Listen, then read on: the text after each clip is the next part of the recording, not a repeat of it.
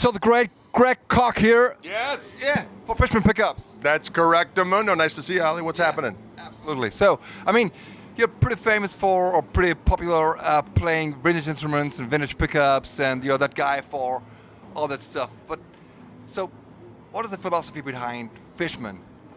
Well, So we have, like, DiMaggio or Seymour Duncan, all those passive pickups. right. So what's the real difference, and what's behind the name Fishman?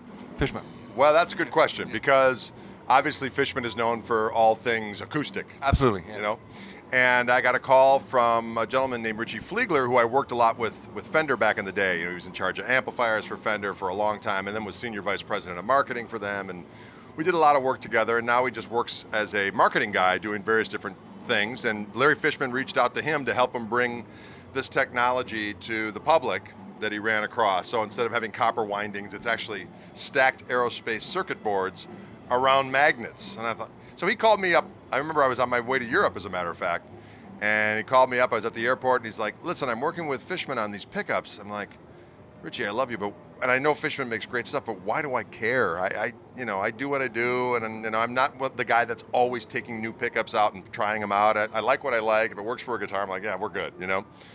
And he said, "Trust me, when you find out what these do, you're going to dig it."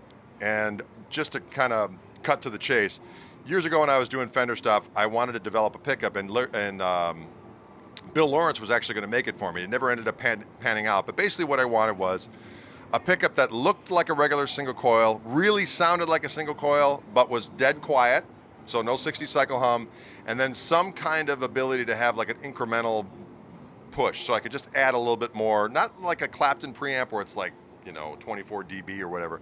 I just want a little bit of bump. So that's what these turned out to be. So my Tele set, as it is with the the single width pickups, which are for Strat or the classic humbuckers, you have two different voices for them. And so, for instance, for the Tele, we sent out a bunch of my Telecasters. They kind of did. They examined them. They actually came up with software to really examine the pickups and the good frequencies, the bad frequencies. And we came up with some versions of the pickups that we're pretty comfortable with. I came out there and we just went back and forth to get the best sounding pickups possible. And then once we had the best sounding pickups, then we had to figure out how to get rid of the noise. You know what I mean? So what we ended up doing is, for the Tele, everything comes with it. So you get the pickups, you get this control panel, and you get this input jack. The thing with the pickups is that there's a preamp inside to give you two different voices, and there's everything that you need in here to keep them quiet as well. So when you buy my Tele set, it comes with the pickups, this thing, and this input jack, because in order to have, there's a lithium-ion battery in here. You have an input jack where you put your phone charger, mini USB phone charger in there, and for an hour and a half charge, you get 300 hours of plugged-in playing time. So initially, of course, I'm hearing about this going, why do I want a battery in my guitar? And then I realized, well, everything I wanted to get is going to be happening. I'm going to get the sound of...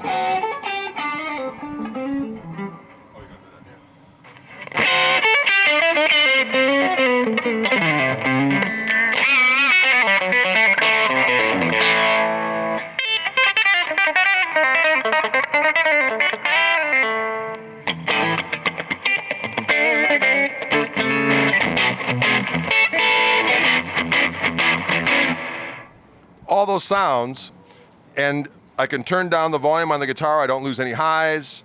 I got no buzz, and I can go between two different sounds. I can go between something that you just heard were all the different, the sounds of the white guard sound. So not quite as much output. Now, if you want to put the mic down, I'll go between the two sounds by pressing on the button. You'll hear something that's a little bit hotter.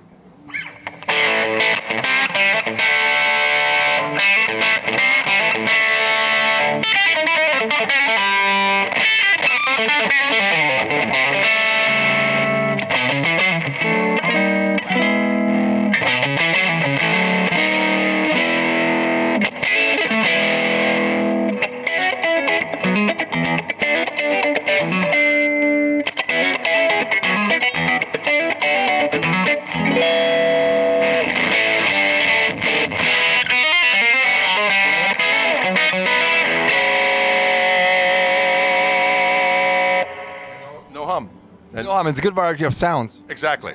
So for me, at this particular point in time, you mentioned earlier, playing all the different guitars. Why would I use these?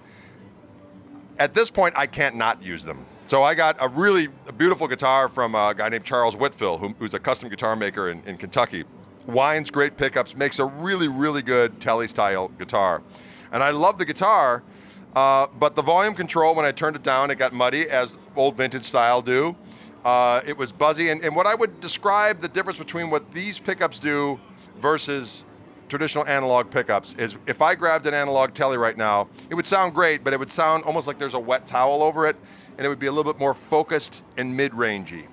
These are just a lot more open sounding, and the low end sounds tight. I mean, I can crank. Right now I'm going through a Princeton reverb that we've got a power soak on, and I've just got the Princeton dimed.